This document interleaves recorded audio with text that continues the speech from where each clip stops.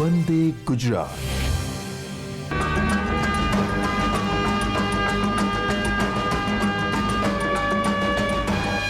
કેમ છો વિદ્યાર્થી મિત્રો?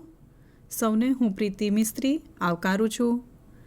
વિદ્યાર્થી મિત્રો, એપિસોડ 3માં આપણે યુનિટ 8 રીડ 1 અને રીડ 2 આ બંને રીડની vocabulary exercises, functional exercises, writing task અને પ્રોજેક્ટ આનો વિગતે અભ્યાસ કરીશું. તો ચાલો આપણે પ્રેઝન્ટેશન જોઈએ. સૌપ્રથમ આપણે વોકેબ્લરી ટાસ્ક એટલે કે શબ્દ ભંડોળની જે એક્ટિવિટીઝ છે તે કરીએ. વિદ્યાર્થી મિત્રો, પાઠ્યપુસ્તકમાં વોકેબ્લરી 1 એક્સરસાઇઝની સૂચના ધ્યાનથી વાંચીએ. Select the most appropriate word or phrase to add in the sentence at the indicated place. વિદ્યાર્થી મિત્રો, તમને વાક્યમાં પ્લેસ સ્થાન ઇન્ડિકેટ કર્યું જ છે. ત્યાં આ 4 ઓપ્શનમાંથી જે સુટેબલ વર્ડ હોય ત્યાં એડ કરવાનો છે વાક્યને મિનિંગફુલ બનાવવા માટે, અર્થપૂર્ણ વાક્ય બનાવવા માટે. પહેલું વાક્ય આપણે જોઈએ. Joe is dash dancer very light and smooth on his feet. અહીં યાદ રાખીશું કે વાક્યમાં વર્ણન આપેલું જ છે. આ વર્ણનના આધારે આપણે સાચો વિકલ્પ પસંદ કરીશું. અહીં 4 વિકલ્પ છે: અ marvellous, an absurd, an aspiring and a saintly. Marvelous એટલે અદ્ભુત, તો અહીં આ જવાબ સાચો છે. જો is a marvelous dancer, very light and smooth on his feet. વિદ્યાર્થી મિત્રો, અહીં એક વાત આપણે યાદ રાખવાની છે. તમે જે કોઈ પણ ઓપ્શન પસંદ કરો એનો મિનિંગ તમને ખબર હોવો જોઈએ, અને જે 3 ઓપ્શન તમે પસંદ નથી કરતા એનો મિનિંગ, એનો અર્થ પણ તમને ખબર હોવો જોઈએ. તો જ વિદ્યાર્થી મિત્રો આપણું વોકેબ્લરી એટલે કે શબ્દ ભંડોળ વધશે, અને વર્ણનના આધારે આપણે સાચો વિકલ્પ પસંદ કરવાનો છે.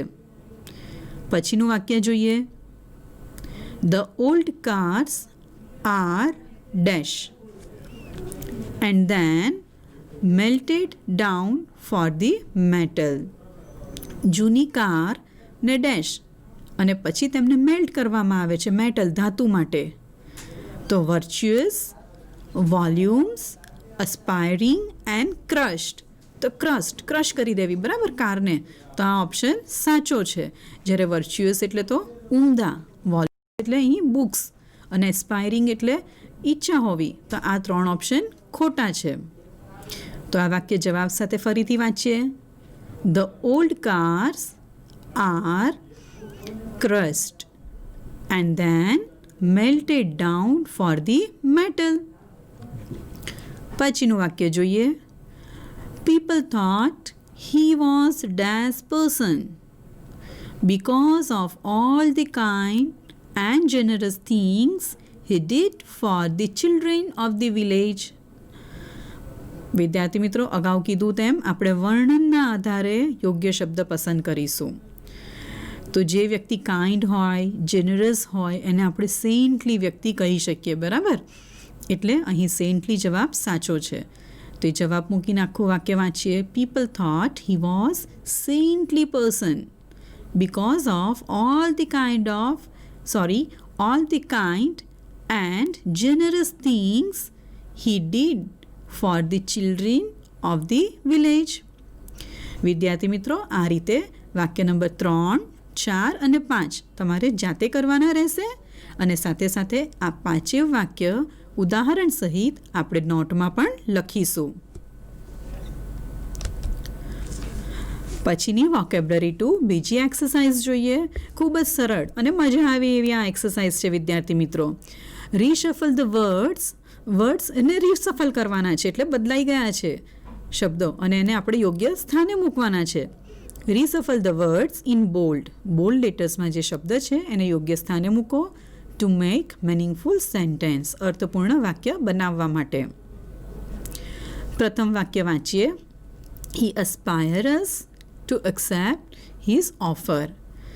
વિદ્યાર્થી મિત્રો, અહીં આ જવાબ ખોટો છે, બરાબર. બોલ્ડ લેટરમાં જે શબ્દ છે તે તો અહીં સાચો જવાબ છે હી અર્જીસ, કે જે શબ્દ આપણને વાક્ય નંબર 6માં દેખાય છે.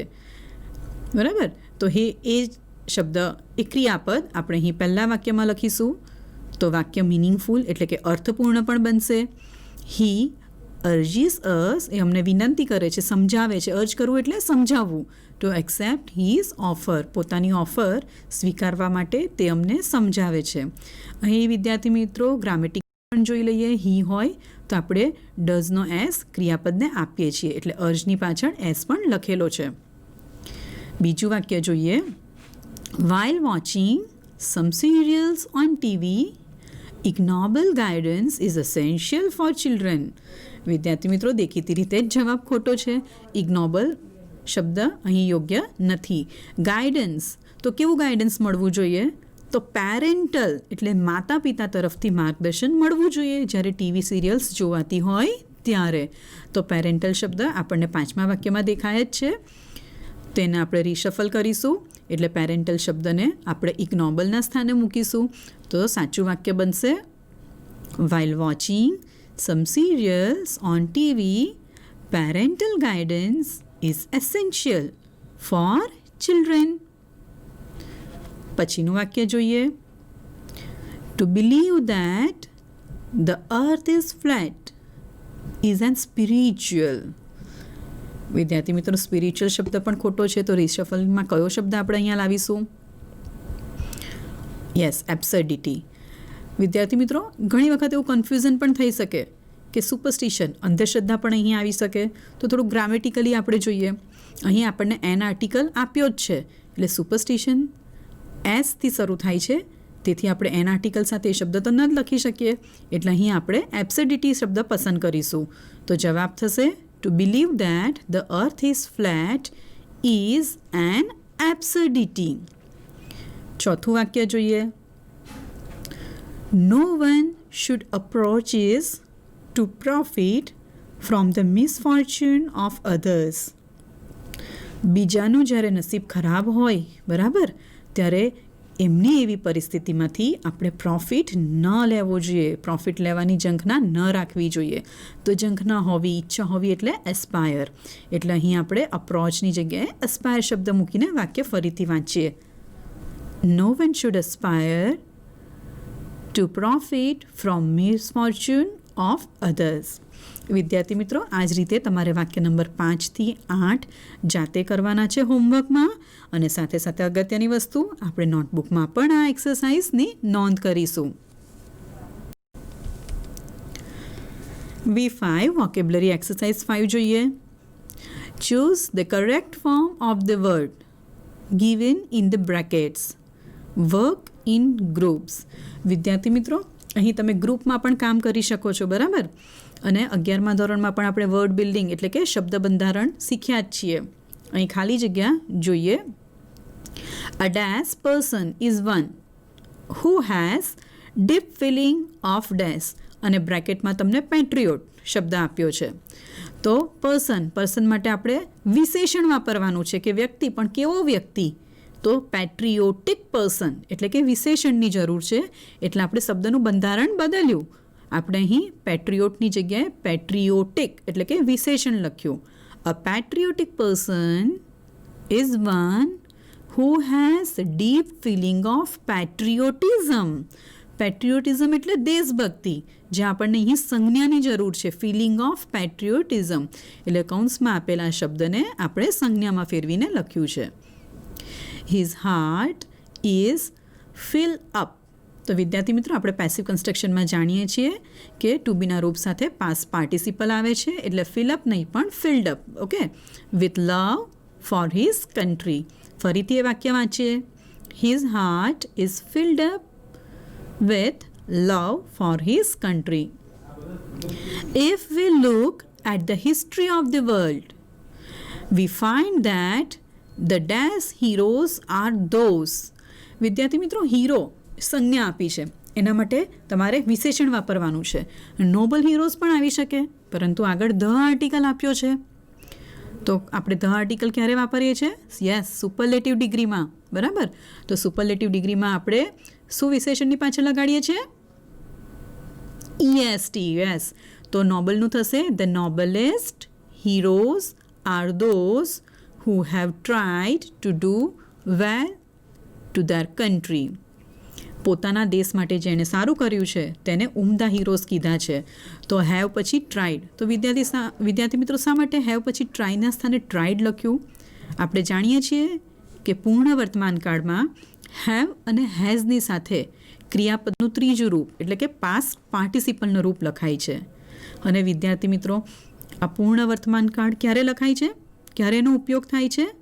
તો ભૂતકાળમાં કોઈ પણ સમયે ક્રિયા થઈ ગઈ હોય પરંતુ વર્તમાનમાં તેની અસર વર્તાતી હોય અને તેની વાતચીત ચાલી રહી હોય તો આપણે હેવ હેઝ વત્તા ક્રિયાપદનું પાસ્ટ પાર્ટિસિપલ મૂકીએ છીએ.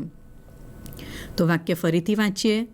We find that the noblest heroes are those who have tried to do well to their country and who have died for it. તો વિદ્યાર્થી મિત્રો ફરીથી હેવ આવ્યું તો ડાઇડનું તમારે પાસ્ટ પાર્ટિસિપલ જાતે લખવાનું છે. When the need has arise. ફરીથી હેઝ આવ્યું વિદ્યાર્થી મિત્રો એટલે ફરીથી આપણને ક્રિયાપદના ત્રીજા રૂપની એટલે કે પાસ્ટ પાર્ટિસિપલની જરૂર પડશે. એટલે અરાઇઝનું પાસ્ટ પાર્ટિસિપલ આપણે આ ખાલી જગ્યામાં લખીશું. Men dash and died. માણસો ફાઇટ કરે છે અને લડે છે. ફાઇટ કરી અને લડી એટલે કે ભૂતકાળ. તો અહીં ફાઇટનું ભૂતકાળનું રૂપ આવશે કારણ કે પછી તરત જ ડાઇડ ભૂતકાળનું રૂપ લખ્યું છે એટલા માટે. એટલે વિદ્યાર્થી મિત્રો મેન પછી ખાલી જગ્યામાં આપણે ફાઇટનું ભૂતકાળનું રૂપ લખીશું. Died four there Keith and keen એટલે કે નજીકના લોકો માટે. ઓર ફોર ડેશ રિલિજન. વિદ્યાર્થી મિત્રો ઘણી વખત એરર કરેક્શન એટલે કે એક પેરેગ્રાફ હોય અને એમાં ભૂલ હોય અને ભૂલ આપણે શોધવાની હોય એમાં પણ આ રીતને આ શબ્દ આવે છે. જ્યારે આપણે ઘણા બધા લોકોની વાત કરીએ છીએ ત્યારે ઘણા લોકો અહીં મેન લખ્યું છે બરાબર. તો મેન માટે હીઝ આવશે. It is not MAN men. અહીંયા શું લખ્યું છે? બહુવચનમાં છે MEN મેન બરાબર. તો હીઝના સ્થાને શું આવવું જોઈએ? યસ ધેર આવવું જોઈએ. અને ધેરમાં વિદ્યાર્થી મિત્રો કયો ધેર આવશે? THERE કે પછી THEIR બરાબર. એ સિલેક્ટ કરવાનો છે ને અહીં લખવાનું છે. But the greatest heroes have always. ફરીથી હેવ આવ્યું અને બીના ત્રીજા રૂપની જરૂર પડી બરાબર. તો બીનું ત્રીજું રૂપ લખીશું અહીં ધોઝ હુ હેવ રિસ્ક. તો વિદ્યાર્થી મિત્રો ફરીથી હેવ સાથે રિસ્કના પાસ્ટ પાર્ટિસિપલની જરૂર છે આપણને એટલે આ ખાલી જગ્યામાં પણ રિસ્કનું ત્રીજું રૂપ લખીશું. Their lives in the defence of their country. Where a conqueror has tried to enslave a country. જ્યારે પણ કોઈ પણ યોદ્ધાએ દેશ પર હુમલો કર્યો હોય એટલે કે દેશને અહીં ગુલામ બનાવ્યો હોય. સ્લેવ એટલે વિદ્યાર્થી મિત્રો ગુલામ અને ગુલામ બનાવવું એ ક્રિયાપદ છે બરાબર. તો ગુલામ બનાવવું આ વાક્ય શબ્દને ક્રિયાપદમાં ફેરવવાનું છે. તો સ્લેવનું ક્રિયાપદ થશે એન્સ્લેવ. People have. સ્ટેન્ડનું ફરીથી ત્રીજું રૂપ લખીશું. People have stood up to defend her. લોકો તેને બચાવવા માટે ઊભા રહે છે. તો વિદ્યાર્થી મિત્રો આ V5 વોકેબ્યુલરી 5 એક્સરસાઇઝ પણ આપણે નોટબુકમાં લખીશું હોમવર્ક તરીકે. વિદ્યાર્થી મિત્રો આ બંને રીડ યુનિટ 8ના એમાં લેંગ્વેજ ફંક્શન છે કનેક્ટિંગ ઇન્ફોર્મેશન અને એની ટેક્સ્ચ્યુઅલ એક્સરસાઇઝ હવે આપણે સોલ્વ કરીશું. વિદ્યાર્થી મિત્રો આ લેંગ્વેજ ફંક્શન કનેક્ટિંગ ઇન્ફોર્મેશન એટલે શું? માહિતી. અને કનેક્ટ કરવું એટલે જોડવું. જ્યાં બે માહિતી જોડાતી હોય બરાબર અને જુદા જુદા સંયોજકો વડે જોડાતી હોય તો ત્યાં લેંગ્વેજ ફંક્શન આપણે કયું ઓળખીશું? Connecting information. તો ટેક્સ્ચ્યુઅલ એક્સરસાઇઝ જોઈએ હવે. કીવર્ડ્સ એટલે કે લેંગ્વેજ એલિમેન્ટ વિશે આપણે જાણી લઈએ. There can be many words which join two or more sentences. વિદ્યાર્થી મિત્રો ઘણા એવા શબ્દો છે કે જે બે કે બેથી વધારે વાક્યોને જોડે છે. Here connectors only join two or more sentences. આ જે બધા સંયોજકો છે એ બે કે વધારે વાક્યોને જોડવાનું કામ કરે છે. તો આ સંયોજકો હોઈ શકે who, what, why, how, that, where, whom, when. વિદ્યાર્થી મિત્રો હજી આવા અનેક સંયોજકો છે કે જે બે કે બેથી વધારે વાક્યોને જોડે છે. જ્યાં પણ કોઈ પણ ઇન્ફોર્મેશન કનેક્ટ થતી હોય કોઈ સંયોજક વડે તો તે લેંગ્વેજ ફંક્શનને આપણે કનેક્ટિંગ ઇન્ફોર્મેશન તરીકે ઓળખીશું. અહીં ઉદાહરણના વાક્યો વાંચીએ. He said that he had no money with him now. તેણે કહ્યું કે તેની પાસે હવે વધુ પૈસા નથી. વિદ્યાર્થી મિત્રો, આપણે ગુજરાતીમાં પણ કે સંયોજકનો ઉપયોગ કર્યો, બરાબર ને? He said that, એણે કીધું કે. હવે કઈ માહિતી જોડાઈ, કઈ માહિતી કનેક્ટ થાય છે, આપણને તેના વિશે કઈ વધારાની માહિતી મળી, તો તેણે કહ્યું કે હવે માહિતી એક્સ્ટ્રા મળે છે, આપણને કનેક્ટ થાય છે કે તેની પાસે પૈસા નથી. બીજું વાક્ય જોઈએ. અંકુર asked what I had read. અંકુરે મને પૂછ્યું કે મેં શું વાંચ્યું છે. તો અહીં વિદ્યાર્થી મિત્રો, વોટ સંયોજકથી બીજી માહિતી પહેલા વાક્ય સાથે જોડાઈ છે. અંકુરે પૂછ્યું કે મેં શું વાંચ્યું છે, બરાબર? એટલે વોટથી વાક્ય જોડાયેલું છે. ત્રીજું વાક્ય જોઈએ. I cannot understand why she behaved so rudely with that child. મને સમજ નથી પડતી શા માટે તે બાળક સાથે આટલું રૂડલી બિહેવિયર કરે છે. વિદ્યાર્થી મિત્રો, પહેલું વાક્ય મને સમજ નથી પડતી, આઈ કાન્ટ અન્ડરસ્ટેન્ડ, બરાબર? એમાં વધારાની માહિતી ઉમેરાઈ કે તે બાળક સાથે કેમ રૂડલી બિહેવ કરે છે. તો કારણ જાણવું છે આપણે, એટલે આપણે અહીં ધેટ કે વોટ સંયોજકનો ઉપયોગ ન કર્યો, પરંતુ કારણ જાણવા માટે આપણે વોટ સંયોજકનો ઉપયોગ કર્યો અને જે વધારાની માહિતી છે તેને પહેલા વાક્ય સાથે જોડી દીધી. ચોથું વાક્ય જોઈએ. ટેલ મી whom you saw at the party. તે પાર્ટીમાં કોને જોયું તે મને કહેજે, બરાબર? તો અહીં પણ whom સંયોજક કે જેનો મિનિંગ થાય છે કોને, બરાબર? તેના દ્વારા બીજું વાક્ય જોડાયું છે. પછીનું વાક્ય. You want to know who the manager is. તારે જાણવું છે કે મેનેજર કોણ છે. વ્યક્તિને જાણવા માટે આપણે હું સંયોજકનો ઉપયોગ કરીએ છીએ. છઠ્ઠું વાક્ય જોઈએ. જેસ્મીન didn't ask Jewel where her purse was. જાસ્મીને જયવલને નથી પૂછ્યું કે તેનું પર્સ ક્યાં હતું. સ્થાન જાણવા માટે, જગ્યા જાણવા માટે આપણે ધેટ, વોટ, વાય નહીં, પરંતુ વેરનો ઉપયોગ કરીએ છીએ. અને છેલ્લું ઉદાહરણ જોઈએ. I want to know when the Tejas Express arrives. મારે જાણવું છે કે તેજસ એક્સપ્રેસ ક્યારે આવે છે. વિદ્યાર્થી મિત્રો, આ ઉદાહરણમાં આપણે જોયું કે એક વાક્ય અને એની વધારાની માહિતી કોઈ એક સંયોજક વડે જોડાઈ છે. એટલે કે બે વાક્યો કોઈ પણ એક સંયોજક વડે જોડાઈ છે. અહીં ખાસ યાદ રાખવાનું છે કે સંયોજક પછી જે જોડાતી માહિતી છે તેના પછી કર્તા આવશે અને ત્યારબાદ ક્રિયાપદ આવશે. ઉદાહરણ તરીકે છેલ્લું વાક્ય ફરીથી જોઈએ. આઈ want to no when the Tejas express arrives. તો વેન પછી સંજ્ઞા એટલે કે તેજસ એક્સપ્રેસ કર્તા તરીકે છે અને ત્યારબાદ અરાઇવ્સ ક્રિયાપદ છે. તો અહીં આપણે આ ક્રમ પણ જાળવીશું. જો પ્રશ્ન સ્વતંત્ર બનાવતા હોઈએ, એટલે કે કનેક્ટિંગ ઇન્ફોર્મેશન સિવાય જો સ્વતંત્ર પ્રશ્ન બનાવવાનો હોય તો આ વાક્ય આ રીતે પણ બની શકે. ડાયરેક્ટ સ્પીચમાં લખાય તે રીતે.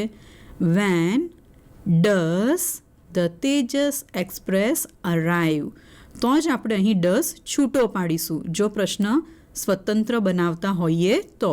પણ જ્યારે આપણે ઇન્ફોર્મેશનને કનેક્ટ કરીએ છીએ ત્યારે ડુ, ડઝ કે ડીડ છૂટા પડાતા નથી અને આપણે આ ક્રમ પણ જાળવીશું. કરતા અને ત્યારબાદ ક્રિયાપદ. તો આપણે જોયું કે ઉપરના વાક્યોમાં કોઈ એક સંયોજકની મદદથી બે કે વધુ વાક્યને આપણે જોડી શકીએ છીએ. ફંક્શનલ એક્સરસાઇઝ કનેક્ટિંગ ઇન્ફોર્મેશન માટે F1 જોઈએ. સૂચના ધ્યાનથી વાંચીએ. Read the conversation. અહીં A અને B આ બે વ્યક્તિનું કન્વર્ઝેશન આપ્યું છે અને આપણે ધ્યાનથી વાંચવાનું છે. Fill in the blanks with the appropriate option. યોગ્ય ઓપ્શન હોય એની મદદથી જે બ્લેન્ક્સ છે તે પૂરી કરવાની છે. Given in the brackets. Write capitals when needed. જ્યાં જરૂર હોય ત્યાં કેપિટલ લેટર પણ લખવા. વિદ્યાર્થી મિત્રો, આપણે 5 ડાયલોગ પૂરા કરવાના છે, બરાબર? અને એની સામે આપણને બ્રેકેટમાં 10 ઓપ્શન આપ્યા છે. દેટ મીન્સ કે 5 ઓપ્શન સાચા છે અને બીજા 5 ઓપ્શન ખોટા છે. તો આપણે સૌપ્રથમ ઓપ્શન જોઈ જઈએ. પહેલો ઓપ્શન છે વોટ સી ડિસાઇડેડ, તો આ સાચો છે. જ્યારે બીજો ઓપ્શન છે વોટ ડીડ સી ડિસાઇડ. વિદ્યાર્થી મિત્રો, અગાઉની સ્લાઇડમાં કીધું તેમ જ્યારે ઇન્ફોર્મેશનને આપણે કનેક્ટ કરતા હોઈએ છીએ ત્યારે ડુ, ડસ કે ડીડ આપણે છૂટા પાડવાના નથી. એ ક્યારે છૂટા પાડીએ છીએ? જ્યારે પ્રશ્ન સ્વતંત્ર બનાવતા હોઈએ ત્યારે. ત્રીજો ઓપ્શન છે what do I like the most in હર. અહીં પણ વોટ પછી ડુ છૂટું પાડ્યું છે, તેથી આ ઓપ્શન પણ આપણે પસંદ નહીં કરીએ. ત્રીજું છે that she left her husband. આ માહિતી કનેક્ટ થાય છે ધેટ સંયોજક વડે, એટલે આ પણ સાચું છે. પછી છે what I like the most in her. આ પણ ઓપ્શન કરેક્ટ છે. બીજું છે C left her husband that. વિદ્યાર્થી મિત્રો, આ વાક્યમાં મૂકીશું ત્યારે ખ્યાલ આવશે આપણને કે ધેટ સંયોજક આગળ આવી શકે કે પાછળ આવી શકે. પછીનો ઓપ્શન છે where will she join for the new job. આ પણ વિદ્યાર્થી મિત્રો એક અલગ સ્વતંત્ર પ્રશ્ન છે. Where will she join for the new job. Connecting ઇન્ફોર્મેશનમાં વિલ છૂટો નહીં પડે, એટલે આ ઓપ્શન પણ પાંચેમાંથી એકેય કન્વર્ઝેશનમાં ઉપયોગમાં નહીં લઈએ. પછીનો ઓપ્શન છે Menaka took a big decision. તો આ ઓપ્શન પણ સાચો છે. What I like the most in her. આ પણ સાચું છે. Did Menaka take a big decision. વિદ્યાર્થી મિત્રો, અહીં પણ ડીડ છૂટું પાડ્યું છે. કનેક્ટિંગ ઇન્ફોર્મેશનમાં આ રીતે વાક્ય નહીં જોડાય. અને છેલ્લે છે where she will join for the new job. તો અહીં આ વાક્ય, અહીં આ ઓપ્શન પણ સાચો છે, બરાબર? હવે આપણે ખાલી જગ્યા પૂરવાની પ્રયત્ન કરીએ. પહેલો ડાયલોગ છે ડુ યુ નો ધેટ. તો જવાબ તરીકે આવશે Maneka took a big decision. વિદ્યાર્થી મિત્રો, ડુથી પ્રશ્ન શરૂ થાય છે એટલે પાછળ ક્વેશ્ચન માર્ક્સ આવશે. ફરીથી વાંચું છું. Do you know that Menaka took a big decision. શું તમને ખબર છે કે મેનકાએ એક મોટો નિર્ણય કર્યો છે? બી નામનો વ્યક્તિ બોલે છે no, I want to know what she decided. મારે જાણવું છે કે એણે શું નક્કી કર્યું છે. વિદ્યાર્થી મિત્રો, બ્રેકેટમાં આપણે જોઈ શકીએ છીએ પહેલાં બે ઓપ્શન, વોટ સી ડિસાઇડેડ અને ત્યારબાદ લખ્યું છે વોટ ડીડ સી ડિસાઇડ. અને તમને અગાઉ કીધું તેમ છૂટો જો પ્રશ્ન બનાવતા હોય તો જ આપણે ડીડ છૂટું પાડીએ છીએ. એટલે બી નામનો વ્યક્તિ જે બોલે છે તેનો જવાબ આ રીતે થશે no, I want to know what she decided. તેણે શું ડિસાઇડ કર્યું છે તે મારે જાણવું છે. પછીનો ડાયલોગ છે એ નામનો વ્યક્તિ બોલે છે do you know she left that job. શું તમને ખબર છે તેણે તે નોકરી છોડી દીધી છે? ત્યારે સામેનો સંવાદ છે ઓ નો, ફ્રોમ વેન. ક્યારે નોકરી છોડી? I know that she was a very cooperative employee here. A નામનો વ્યક્તિ બોલે છે true. What I like the most in her is her modesty. મને તેનામાં જે સૌથી વધારે ગમે છે તે તેની પ્રામાણિકતા છે.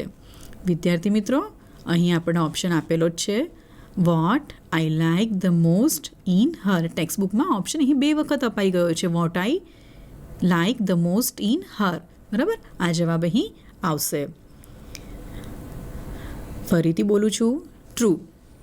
What I like the most in her is her honesty. વિદ્યાર્થી મિત્રો, અહીં ખોટા જવાબ સાથે પણ એકવાર કમ્પેર કરી લઈએ. ત્રીજો ઓપ્શન જોઈએ, what do I like the most in હર. તો અહીં ડુ વાળો જવાબ આપણે પસંદ નહીં કરીએ. પછીનો ડાયલોગ વાંચીએ. She also had some family issues. તેને ફેમિલી ઇશ્યુઝ પણ હતા. પછી જવાબમાં વાંચીએ, that she left her husband is known to all her friends. વિદ્યાર્થી મિત્રો, અહીં ધેટ સંયોજક વાક્યની શરૂઆતમાં આવશે ઇન્ફોર્મેશન કનેક્ટ કરવા માટે. ઇન્ફોર્મેશન કનેક્ટ કરવાની છે that she left her husband, અને એ વાક્ય is known to all her friends એની સાથે આપણે જોડીએ છીએ. She was much disturb. Maybe for that she left the job too. Do you know where she will join for the new job. શું તમે જાણો છો કે નવી જોબ માટે તે ક્યારે જોડાશે? વિદ્યાર્થી મિત્રો, અહીં બ્રેકેટમાં જવાબ લખ્યો છે where she will join for the new job. તો આની સાથે આપણે અહીં પણ કમ્પેર કરીએ. ઉપર છે ઓપ્શન વેર વિલ શી. તમને અગાઉ કીધું તેમ કર્તાનું સ્થાન આગળ અને વિલ ક્રિયાપદનું સ્થાન પાછળ જોઈન આ ક્રમ હોવો જોઈએ. તેથી અહીં એ ઓપ્શનમાં નથી, તો આપણે એના પછીનો છેલ્લો ઓપ્શન પસંદ કરીશું. તો વાક્ય ફરીથી બોલું છું. Maybe for that she left the job too. Do you know where she will join for the new job? No, I know nothing. I assume that she will settle in some other city. I feel so. Anyway, may God bless her. Amen. વિદ્યાર્થી મિત્રો, આ વાક્ય રચના વધુ સારી રીતે સમજવા માટે આપણે ફંક્શનલ એક્સરસાઇઝ 2 પણ કરીએ. Find out the correct option to complete the sentence. સેન્ટેન્સને કમ્પ્લીટ કરવા માટે સાચો ઓપ્શન પસંદ કરવાનો છે. ખૂબ નજીકના જવાબો છે કે જે આપણને સાચા લાગી શકે તેમ છે, પણ આપણે અહીંથી સાચો જવાબ પસંદ કરીએ. પહેલું વાક્ય છે, જેસ્મીન ડીડન્ટ આસ્ક જયવાલ. તો વિદ્યાર્થી મિત્રો, કયો જવાબ સાચો આવશે? યસ, પહેલો જવાબ વેર હર પર્સ વોઝ. કારણ કે આપણે સ્થાન જાણવા માટે વેરથી પ્રશ્ન પૂછીએ છીએ, ઇન્ફોર્મેશનને કનેક્ટ કરીએ છીએ. ત્યારબાદ સંજ્ઞા છે હર પર્સ અને ત્યારબાદ ક્રિયાપદ છે. બીજું વાક્ય જોઈએ, is it true dash about you. તો વિદ્યાર્થી મિત્રો, 4 ઓપ્શન વાંચો અને પછી નક્કી કરો કે કયો ઓપ્શન સાચો છે.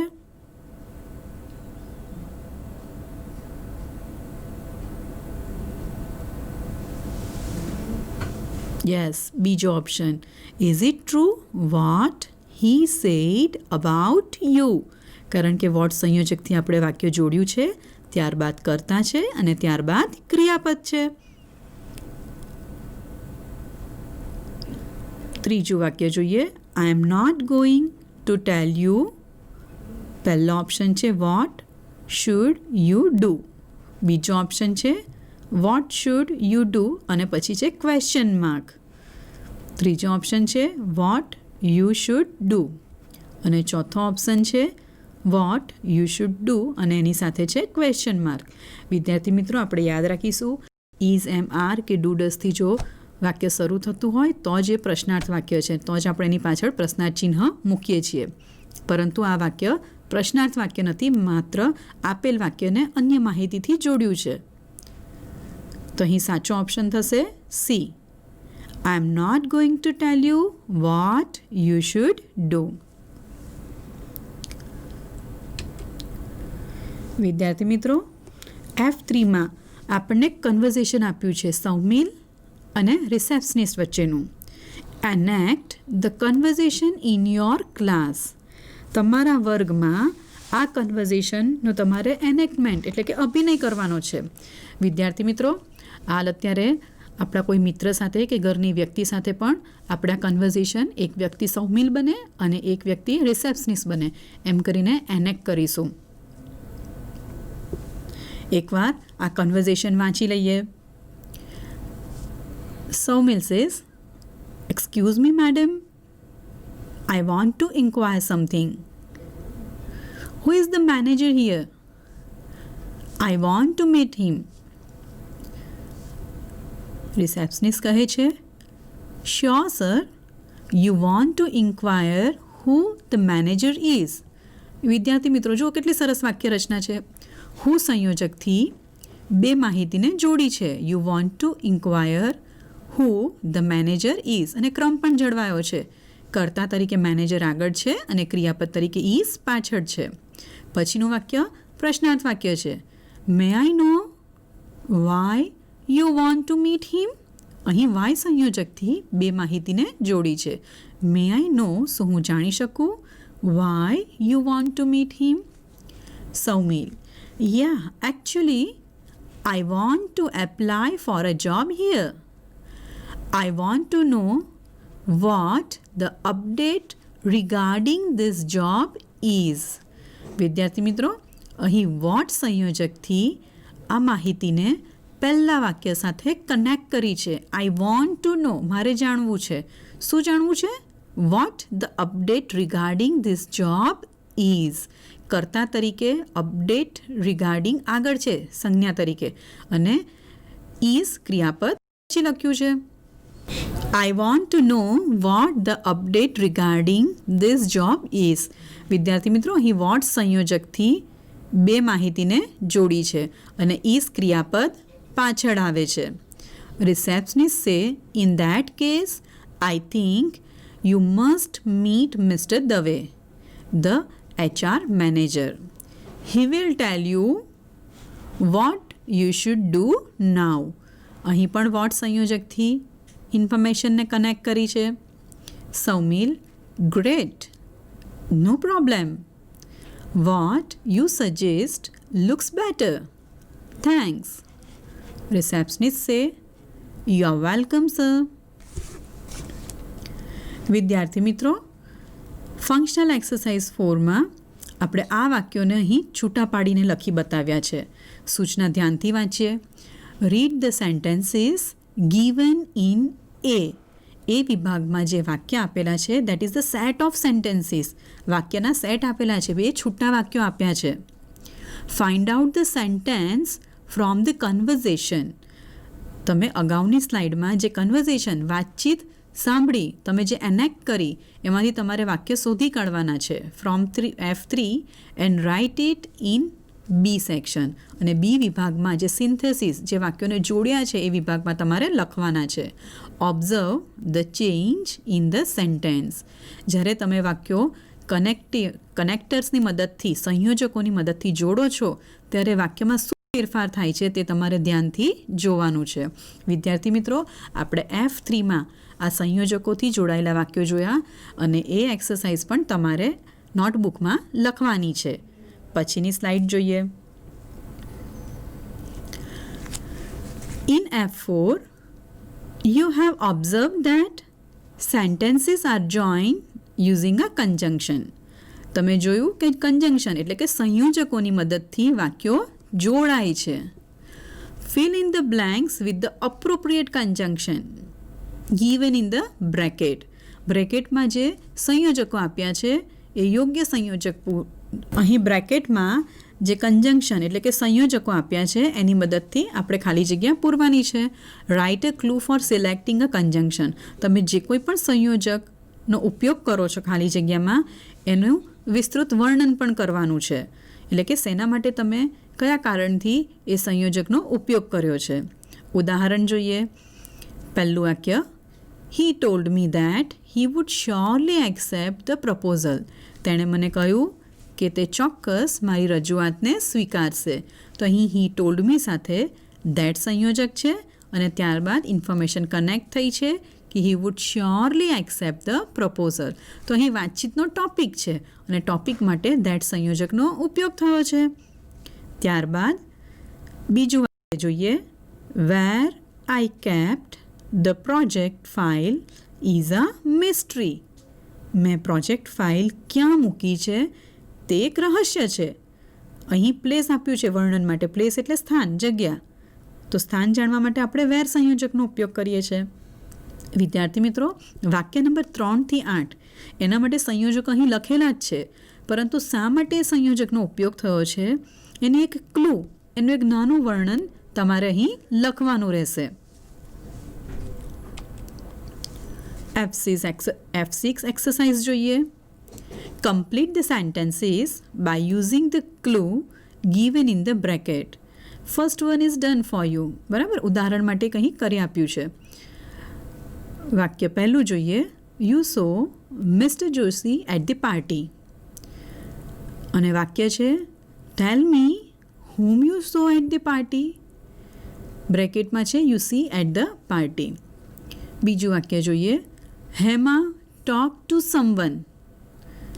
અને આપણે કનેક્ટિવ એટલે કે સંયોજકનો ઉપયોગ કરીને આ વાક્ય ફરીથી લખવાનું છે, જેના માટે અધૂરું વાક્ય તમને આપેલું છે અને તમારે એ વાક્ય પૂર્ણ કરવાનું છે સંયોજકની મદદથી.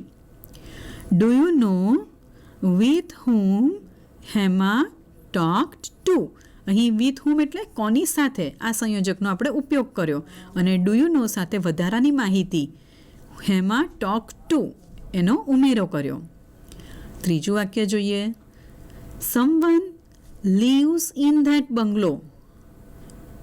અધૂરું વાક્ય છે do you know who lives in that bungalow. અહીં હું સંયોજકથી વાક્ય જોડ્યું છે. વિદ્યાર્થી મિત્રો, આ રીતે વાક્ય નંબર 4, 5, 6 અને 7 તમારા માટે હોમવર્ક રહેશે. એટલે F6માં તમારે વાક્ય નંબર 1 થી 7 નોટબુકમાં લખવાના છે. પછીની ફંક્શનલ એક્સરસાઇઝ જોઈએ. Work in pairs. One pair will come before the class. One will say the sentence from A. પેરમાં કામ કરવાનું છે, બરાબર, જોડીમાં કામ કરવાનું છે. અને એક પેર આવશે અને એ વિભાગમાં જે વાક્ય છે તે બોલશે. And the other one will report it and write it in B. બીજી વ્યક્તિ એ પહેલું બોલાયેલું વાક્ય એનું રિપોર્ટિંગ કરશે, એનું વર્ણન કરશે અને એ આપણે બીની કોલમમાં લખીશું. સમ આર ડન ફોર યુ. થોડાક વાક્યો તમારા માટે અહીં લખેલા છે. પહેલું વાક્ય જોઈએ. I have no money with me now. તો આપણે એનું વર્ણન રિપોર્ટિંગ આ રીતે કરીશું. He said that. તેણે કહ્યું કે હી હેડ નો મની વિથ હિમ નાઉ. વિદ્યાર્થી મિત્રો, હી સેડ એણે કહ્યું, ધેટ સંયોજકનો ઉપયોગ કર્યો અને ત્યારબાદ માહિતીને કનેક્ટ કરી કે હી હેડ નો મની વિથ હિમ નાઉ. બીજું વાક્ય. What have you read.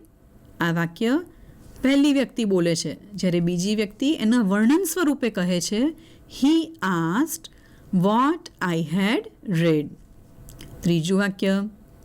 You must work hard for the next examination. આ વાક્ય પહેલી વ્યક્તિ દ્વારા બોલાય છે અને બ્રેકેટમાં આપ્યું છે આ સજેશન છે. તો આપણે એનું વર્ણન કઈ રીતે કરીશું? હી સજેસ્ટેડ ધેટ. એણે સજેશન આપ્યું કે I must work hard for the next exam. એટલે અહીં ધેટ સંયોજકથી વધારાની માહિતીને આપણે પહેલા વાક્ય સાથે જોડી છે. એના પછીનું વાક્ય જોઈએ. I visited that auditorium. અને બ્રેકેટમાં છે ઇન્ફોર્મેશન. તો આ વાક્યનું વર્ણન આપણે આ રીતે કરી શકીએ. He inform that. એણે માહિતી આપી કે, પછી વધારાની માહિતી શું છે? He had visited auditorium. પછીનું વાક્ય કરીએ.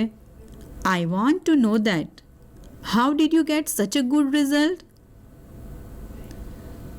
તો સંયોજક ધેટની મદદથી આપણે વાક્ય જોડીએ.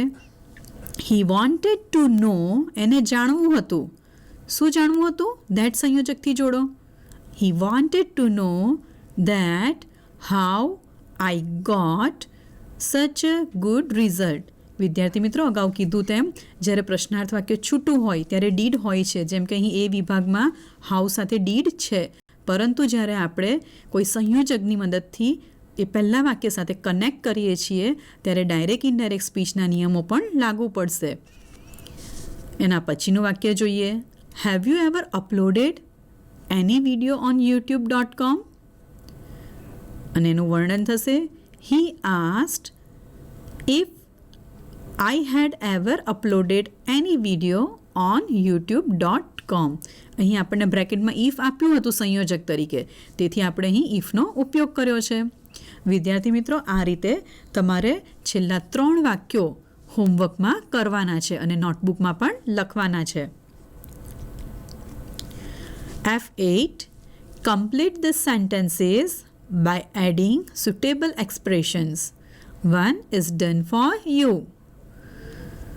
પહેલું વાક્ય વાંચીએ.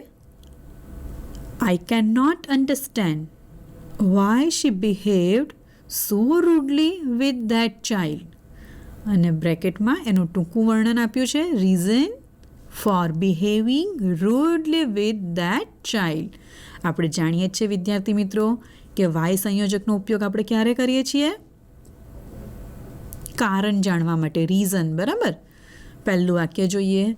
They said that they would attend a party. તેમણે કહ્યું કે તેઓ પાર્ટી અટેન્ડ કરશે. ધેટ સંયોજકથી માહિતી જોડી છે અને બ્રેકેટના શબ્દોનો ઉપયોગ કર્યો છે. વિદ્યાર્થી મિત્રો, આમાં તમે મૌલિકતાથી તમારા પોતાના શબ્દો પણ ઉમેરી શકો છો. બીજું વાક્ય જોઈએ.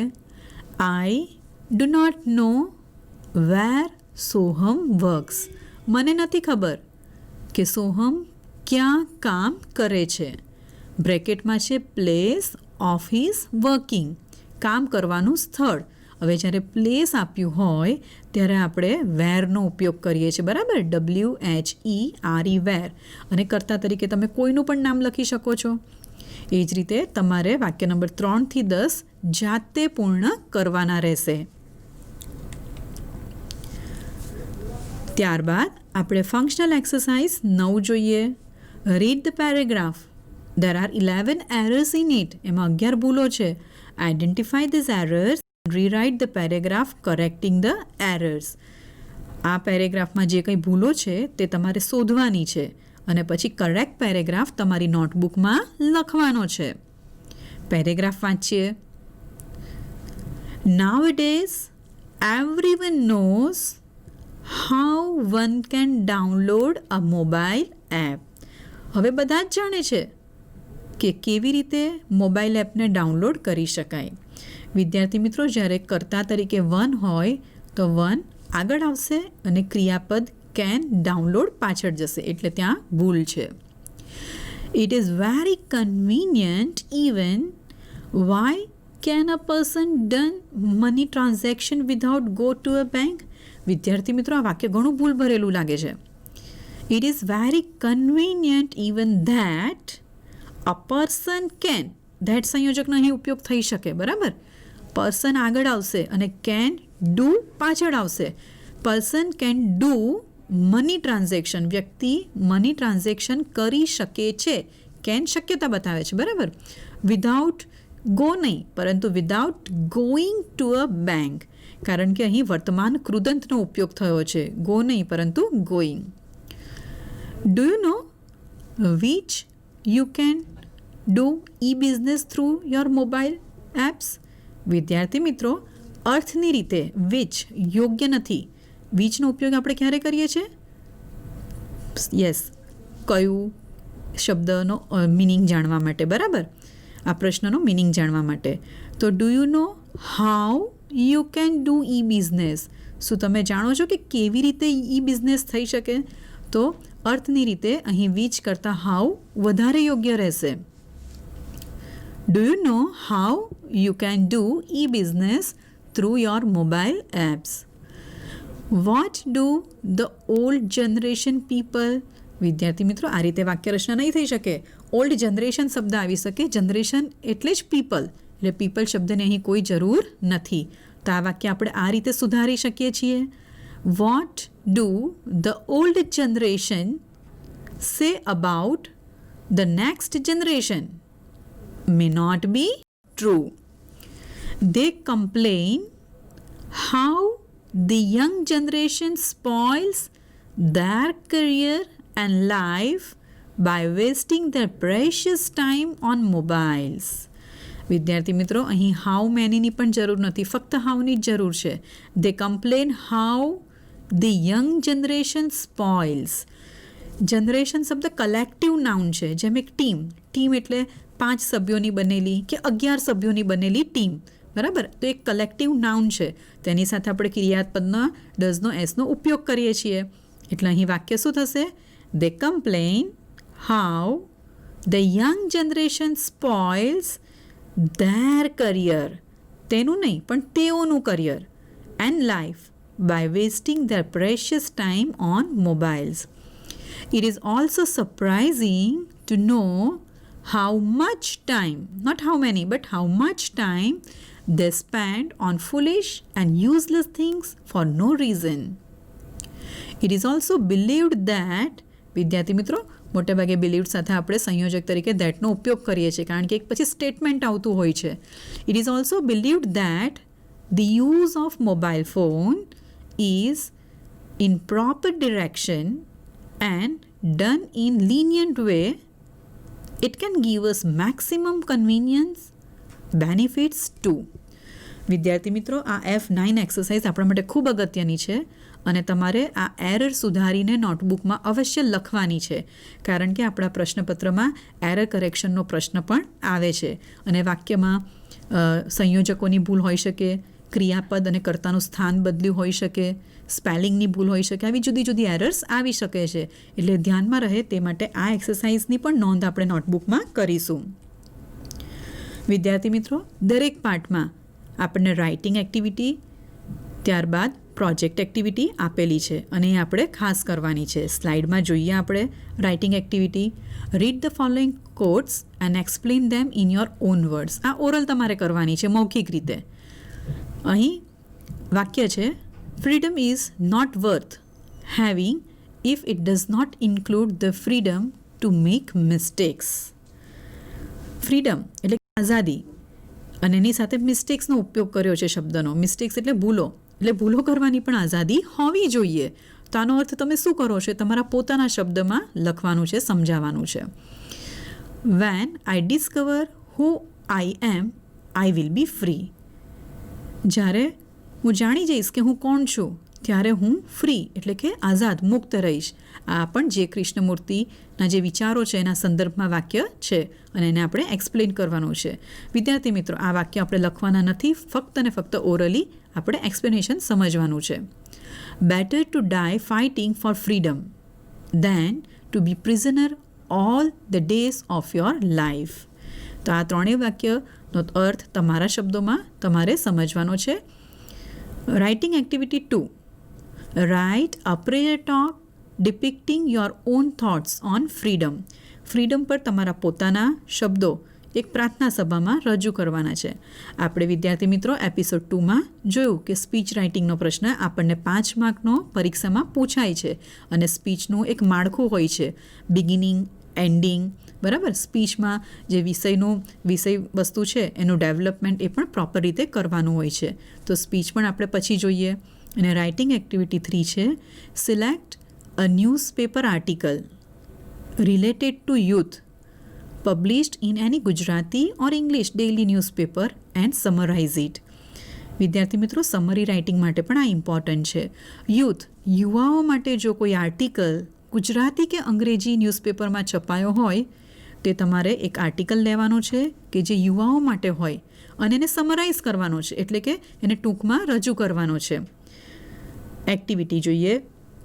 Meet 5 various professionals, that is teacher, a soldier, a politician, a doctor, a lawyer, etc. and ask them to write about their definitions of real freedom in a few sentences. Share the collected thoughts with your class. વિદ્યાર્થી મિત્રો, જો teacher, soldier, politician, doctor, lawyer બધાને મળવું શક્ય ન હોય તો at least 1 કે 2 પ્રોફેશનલ વ્યક્તિને પણ મળીને તેઓ પોતે સ્વતંત્રતા કે આઝાદી, રિયલ ફ્રીડમ કોને માને છે એના મંતવ્ય આપણે જાણવાના છે, એ માહિતી કલેક્ટ કરવાની છે. અને છેલ્લે આપ્યું છે project. Collect 5 famous quotation of J. Krishnamurti. વિદ્યાર્થી મિત્રો, જે કૃષ્ણમૂર્તિ ખૂબ જ જાણીતા વક્તા અને લેખક છે, તેમના કોઈ પણ 5 ફેમસ કોટેશન હોય તે તમે ઇન્ટરનેટ પરથી ગૂગલ પર સર્ચ કરીને શોધી શકો છો. Compile all the quotations and display them in your class. આપણે ક્લાસમાં ડિસ્પ્લે નહીં કરીએ તો પણ આપણી જાણ માટે પણ આ કોટેશન્સ આપણે ભેગા કરીને રાખી શકીએ છીએ, કે જે આપણને પ્રેરણા પણ આપી શકે છે. તો વિદ્યાર્થી મિત્રો, આ એપિસોડ 3માં આપણે યુનિટ 8 રીડ 1 અને રીડ 2ની વોકેબ્લરી એક્સરસાઇઝીસ કરી, language function, connecting information, writing task અને પ્રોજેક્ટ જોયા. આશા રાખું છું કે તમને જે હોમવર્ક આપવામાં આવ્યું છે તે પણ તમે નોટબુકમાં લખશો, કારણ કે એક્ઝામિનેશન પોઈન્ટ ઓફ વ્યૂ આ ખૂબ જ અગત્યનું છે. આભાર.